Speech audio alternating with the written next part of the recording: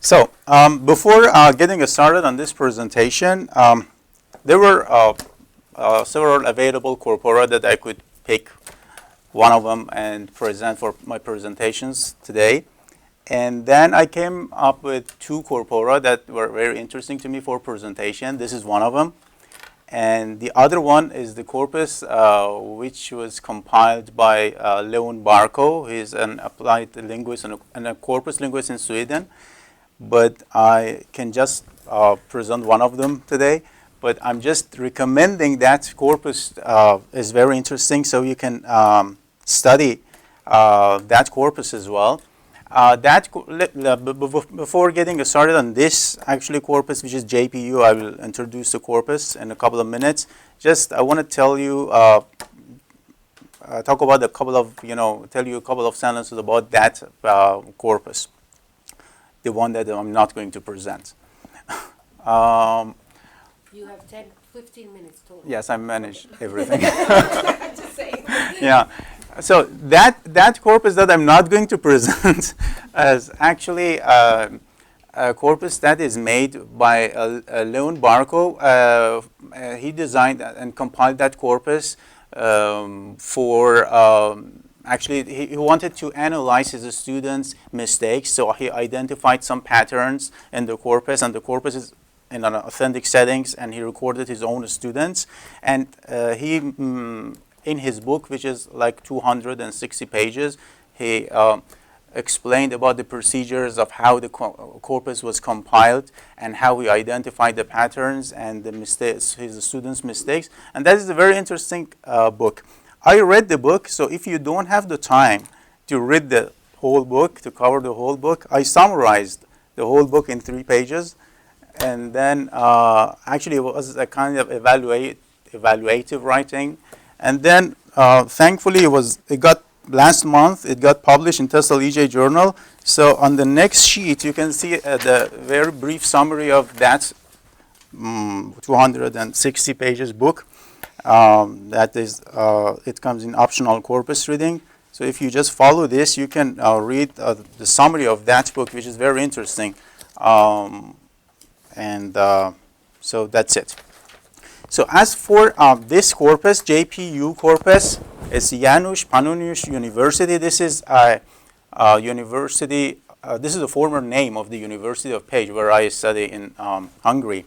And the corpus is compiled by my professor, one of my professors who is my supervisor on my dissertation in that university, is Dr. Horváth Joseph.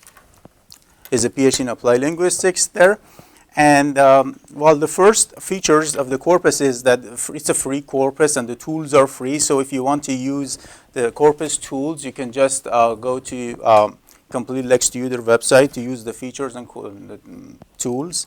And scripts are available at the website that I wrote there. And the scripts are come in separate entries so that you can just use the script for free. So let me just introduce the corpus a little bit. The JPU corpus was compiled in 1991. So this is the first thing that makes it significant. This corpus was compiled 26 years ago, where corpus linguistics was not as popular as today, and contains 412,280 words in 332 academic essays and research papers from his collection of Hungarian students writing in English. Well, in that time, this was considered one of the largest written learner English dataset, and it was a very large corpus in that time. And it represents over twice the size of the individual national subcorpora contained in ICL, whatever, ICL. So the corpus has 5 subcorpora. As you can see, the first subcorpora is Russian retraining. There were 16 scripts from Russian retraining, and 15 females and 1 male. They're mostly argumentative essays and it accounts for 6% of the whole corpus. And then 30 scripts are elective scripts from 21 female and 9 male on academic essays on the application of internet. And this is very interesting. Like 26 years ago, the application of internet and computer assisted language learning was actually a part of that corpus. And language practice, there are 74 scripts on language practice, 35 male and 43 female. These are mostly argumentative essays and narratives. It accounts for slightly more than 21% of the entire corpus. And the next one is postgraduate, 82 scripts, 68 female and 14 male. And there are postgraduate academic papers.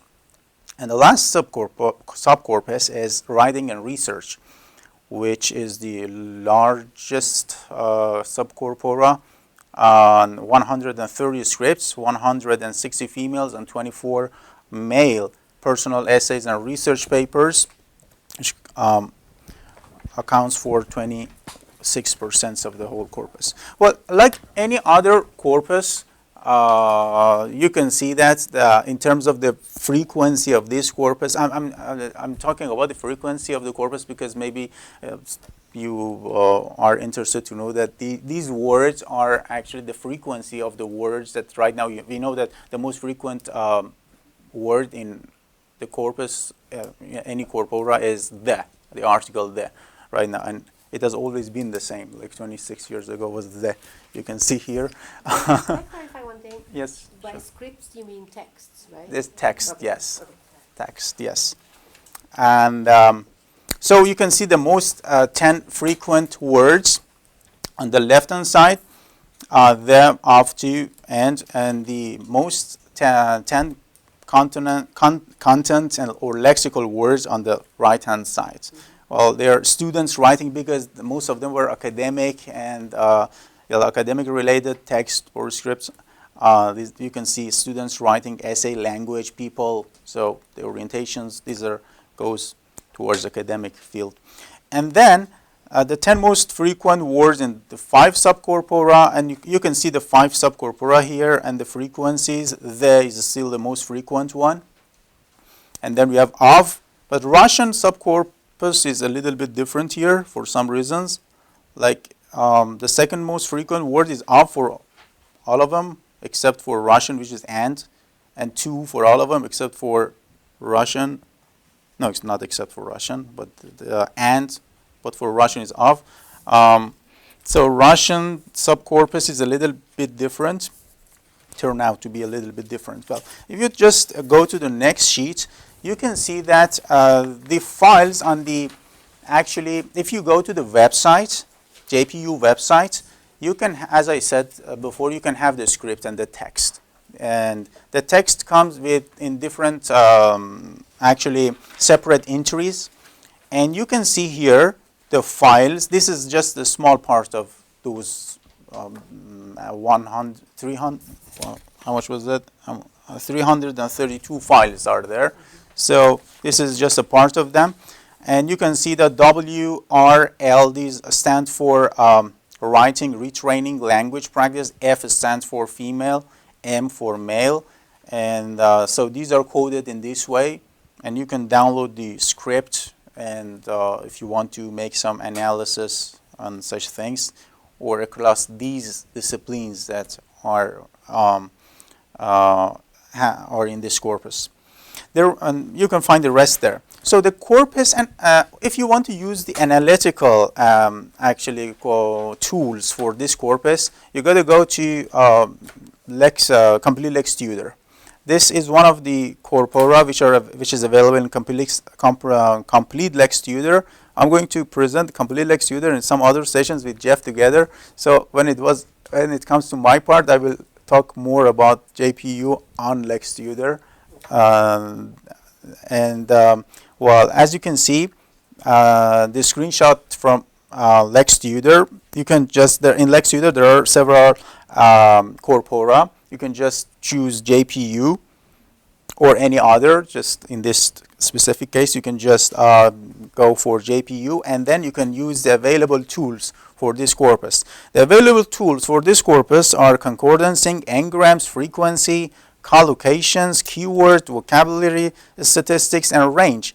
I provided a definition for range because I feel like this concept has not been discussed in any great detail here in this class. So a range tells you about the distribution of words or other lexical units across a set of two or more texts. The text can be comparable corpora or subdivisions of a corpus or a set of text supplied by a user. I will explain more on LexTutor of this feature. So actually this is great, I think, because you have a lot of tools and you can use it, and you can develop some materials for language learners as well, like cloze test. You can extract some text and manipulate. You can just change the complexity, like make the text more complex, less complex, substitute the academic words with more frequent words to change the scripts and make it more like upon your own desire. So then the advantages and disadvantages and signal, let's not call it disadvantages as long as we're on camera, but the advantages of this corpus, it's a free corpus tool. Scripts are free and available, and step-by-step guidelines on how the corpus has been built, and subcorpora are available as separate entities. So these are advantages when you compare it with some other corpora that they're like charge you and for the same things. And the other one is it cannot be like considered a very large corpora nowadays, but it used to be a very large corpora before, and no new version of that is coming. So the significance of the corpus is this corpus was compiled 26 years ago. At least it is significant for me. I mean, because when I just think that 26 years ago, and the content of the corpus, which are the CAL, Computer Assistive Language Research Papers, and scripts on internet and these kind of things. So it's kind of significant. And it was used as a methodology. You know, corpus linguistics, there are two views. Some people view it as a theory, not a methodology, but some people view corpus as a methodology. So in that, I'm personally in that side, that this is a methodology. But in that time, this was viewed as a methodology. This is significant, I guess. And when corpus, that was not popular in that time. And so I recommend this corpus to everyone. It's free, you can use it. I will have more explanation and elaborate more on this when we get to LexTutor session and how to use the different concordance thing and different tools to analyze more text with it. Yeah, any question? What is Russian retraining? Yeah, that's my question. Yeah. Well, Russian retraining, I guess, well, I'm emphasizing, I guess. Oh yeah. Well, this is just my assumption because I was not there in that time.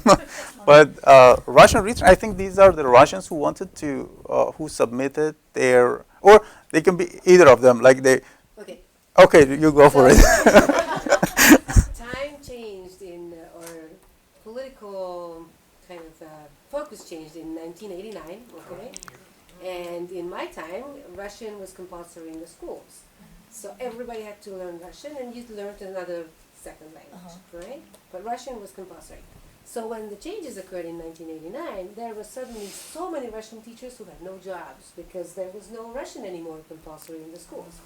So you still had to take 2 foreign languages, but it could be English and whatever else, or French and German and. So there were tons of Russian teachers who had to be retrained to become English teachers. Wow. Yes. See? This is exactly what I was trying to say. So, yes. Not just in Hungary. No, it's all across the board it was. So it was a big business actually at the time because the government put a lot of money into these programs to retrain the Russian teachers to become English teachers. At the same time, it was, I don't know how successful it was by the end of the day, but that's what, Wow. that's a group of students with special characteristics. That's what- Cool. So I think that's their argumentative essay, like, Yeah. that they produce in it. Well, why do they call it retraining? So it could be Russian Because- training. Like, Well, no, because they are teachers of They have Russian, been but we're Russian- retraining them to English, teachers of English. Do they So speak English? Well, some of them did, some of them didn't. Yeah, it seems really like you're gonna change your foreign language now. Yeah, right, yeah. I have a question about, on the 10 most, it's the 10 most frequent words in the 5 subcorpora. Mm-hmm. And it looks like Russian, the second one, it's just switched. So and Yeah. of are switched. Do you see That's across what the Yeah. board? Milad was saying that. Yeah. Yeah, and Mhm. what would account for that, Dr. Chamai? oh, Yeah, I know, that's. You know? no, he's asking you. Or, I don't Well, really know, I'm- or Dr. honestly. Milad? So, I don't speak Russian, so I don't know. Oh, My- okay. ex-girlfriend was What Russian. do you but think, Yeah. Milad? What do you think that why do you think that might be? Because I don't know, actually. So you're asking about the What would The account frequency? for the? Don't you think and is easier than of? The 10 most Yeah. frequent words in the 5 subcorpora. uh-huh. It looks like the Russians they just switched it around, so they're in number 2 spot with and number 4 spot with of, where it's the opposite in the other 4 sections. I don't think we can find some kind of meaningful pattern or a meaningful reason for it. It just occurred. It just happened. Like, I mean, accidentally. I think so. Yeah. Yes. You might want to look at the text then and see why that might be. It's just, it's interesting to me, I would That wonder, it's, you know, maybe it isn't. What was that? But yeah, that's why. don't know their levels. Proficiency level would be part of it. Of has been pointed out to us as being used in prepositional phrases, which are used by more advanced students, for example. But there's undoubtedly more than one reason. Yeah. Were these Russians who were teaching Russian, or were they No. Hungarian? No, they're Hungarians. Oh, okay. Were Russian these- is their second language, let's say. So that was their second language. English for their Were third. these students in a particular department or just all around the university?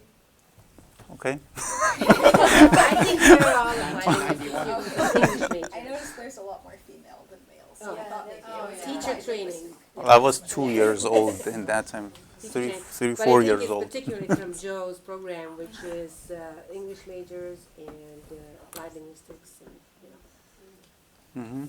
It's very interesting, Yvonne.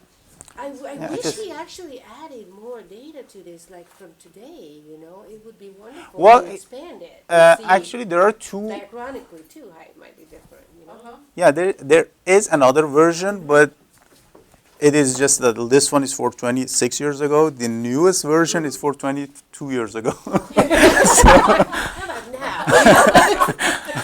So it doesn't. I think it's not that difficult, as we talked about this before, it's not that difficult today because everything's submitted electronically, really, or most of the papers. So I think it's a little, probably less difficult to even collect these kinds of papers than before, perhaps. You know, but maybe you Yeah, could but- suggest that to Joe. But there are certain like subcorpora that cannot be easily expanded, like Russian retraining. Yes, I mean, that would not be there probably today. So it's not feasible anymore. Yeah, I mean, it depends. I mean, I think it was, he was really cutting edge at the time when he collected this because it was very novel, and he did a great job with it. Yeah, and his PhD dissertation is based on this corpus. All right, thank you very much. Oh, you're welcome. Thank you.